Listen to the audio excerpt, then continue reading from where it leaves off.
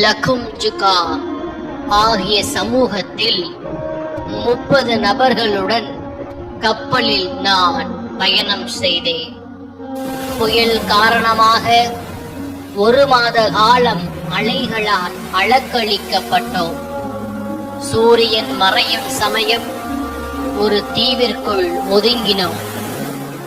கப்பலில் வைத்திருந்த சிறு தோணிகள் மூலம் அந்த தீவிற்குள் நுழைந்தோம். அப்போது உடல் முழுவதும் அதிக முடிகள் நிறைந்த ஒரு பிராணி எங்களை எதிர்கொண்டது.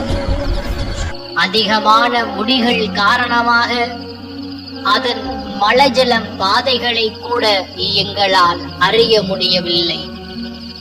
அந்த பிராணியிடம், உனக்கு ஏற்பட்ட கேடே, நீ என்ன பிராணி என்று கேட்டனர்.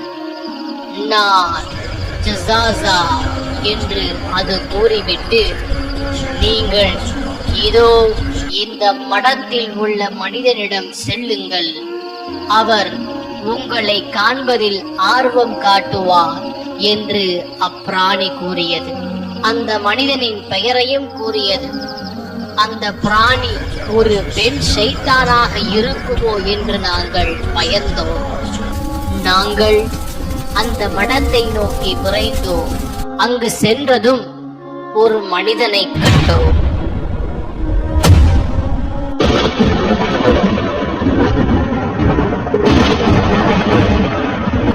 அவனை போன்ற ஒரு படைப்பை இதுவரை நாங்கள் பார்த்ததே இல்லை. 2 கரண்டை கால்களுக்கும் முட்டுக்கால்களுக்கும் இடையே தலையை சேர்த்து கழுத்தில் இரும்பால் கட்டப்பட்டிருந்தார். உனக்கு ஏற்பட்ட கேடே, ஏன் இந்த நிலை என்று கேட்டோம். அதற்கு அந்த மனிதன், எப்படியோ என்னை பற்றி அறிந்து விட்டீர்களே, நீங்கள் யார் என்று கூறுங்கள் என்றார். நாங்கள் அரேபியர்கள். ஒரு கப்பலில் நாங்கள் பயணம் செய்த போது 1 மாத காலம் கடல் அலையால் அலக்களிக்கப்பட்டோம். எப்போதுதான் இந்த தீவிற்குள் வந்தோம்.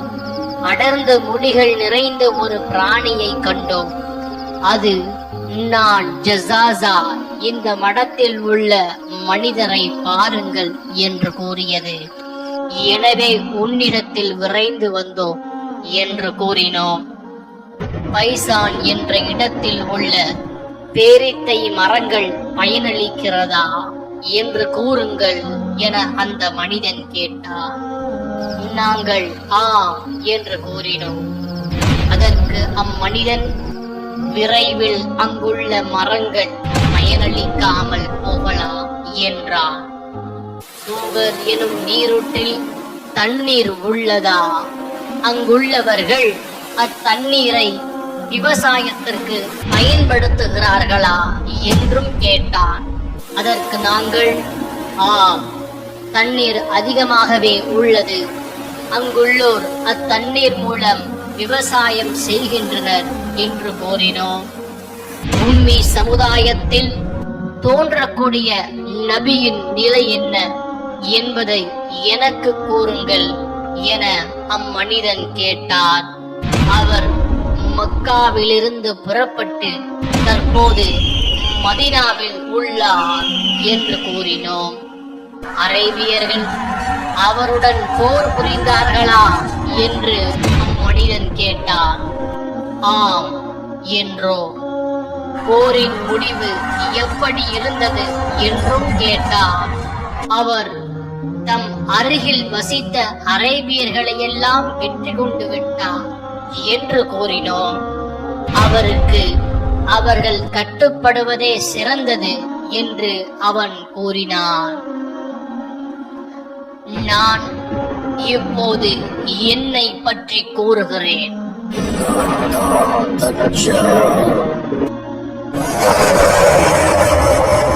நான் இங்கிருந்து வெளியேற வெகு சீக்கிரம் எனக்கு அனுமதி தரப்படலாம்.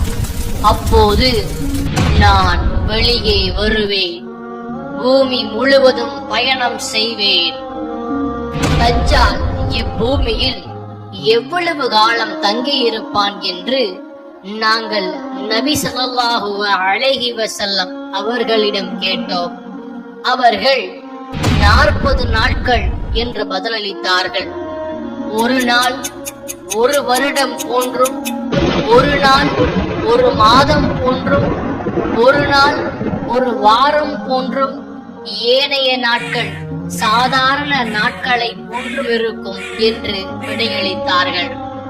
தஜ்ஜால் கீழ் திசையில் இருந்து மதீனாவை குறிக்கோளாக கொண்டு புறப்பட்டு வருவான். பின்னர் மக்களிடம் தன்னை கடவுள் என்று ஏற்குமாறு அழைப்பு விடுவார். அவனை ஏற்க மக்கள் மறுப்பார்கள். அவர்களை விட்டு அவன் விலகி விடுவார். காலையில் அம்மக்கள் தங்கள் அனைத்து செல்வங்களையும் இழந்து விடுவார்கள்.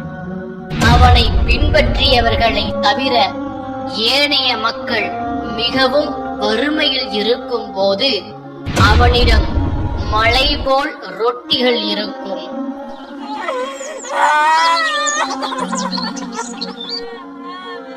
மழை பொழியுமாறு வானத்திற்கு கட்டளையிடுவார். அது மழை பொழியும். முளைக்குமாறு பூமிக்கு கட்டளையிடுவார். அது பயிர்களை முளைப்பிக்கும். திடகாத்திரமான ஒரு இளைஞனை அழைத்து அவனை வாளால் 2 துண்டுகளாக வெட்டி விடுவார். பிறகு அவனை கூப்பிடுவார்.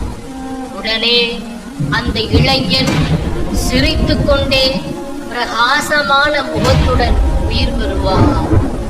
தஜ்ஜால் பிறவி குருடனையும் பெண் குஷ்டத்தையும் நீக்குவார். தஜ்ஜாலிடம் தண்ணீரும் நெருப்பும் இருக்கும். மக்கள் எதை தண்ணீர் என்று காண்கிறார்களோ அது சுட்டரிக்கும் நெருப்பாகும். மக்கள் எதனை நெருப்பு என்று காண்கிறார்களோ அது சுவைமிக்க குளிர்ந்த நீராகும்.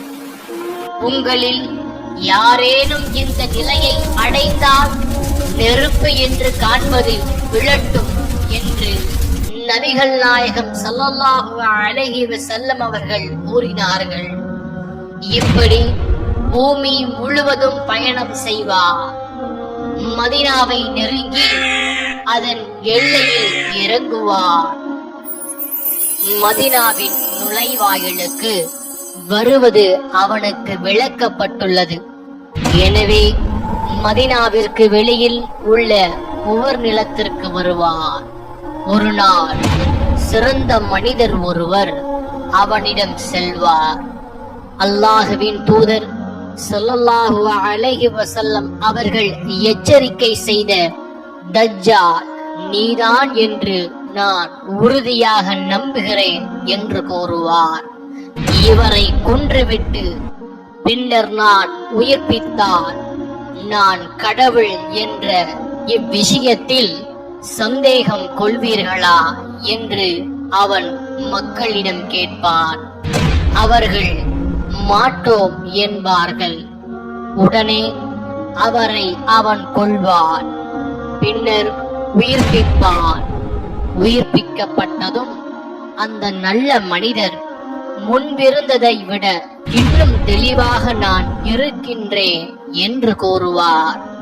அன்றைய தினம் மதீனாவுக்கு 7 வாயில்கள் இருக்கும். ஒவ்வொரு வாயிலிலும் 2 மலக்குகள் இருப்பார்கள். அப்போது மலக்குகள் அவனது முகத்தை ஷாம் பகுதியை நோக்கி திருப்புவார்கள்.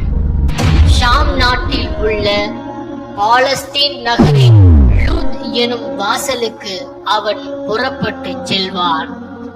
அவனை நோக்கி மதீனாவில் உள்ள கெட்ட மக்கள் புறப்பட்டு செல்வார்கள்.